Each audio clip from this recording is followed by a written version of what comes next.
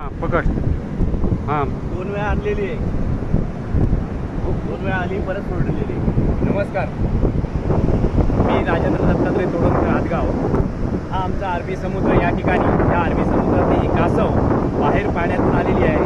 आत्ता जवळजवळ 1 तास झालेला आहे, परंतु पुन्हा समुद्रात सोडल्यानंतर बाहेर येते. तिला मार लागलेला आहे का माहिती आहे, परंतु पूर्ण ती चारी पायाने व्यवस्थित पंख झालते आहे आणि समुद्रात जाण्याचा प्रयत्न नाही करत आहे. ती पुन्हा मागे येते.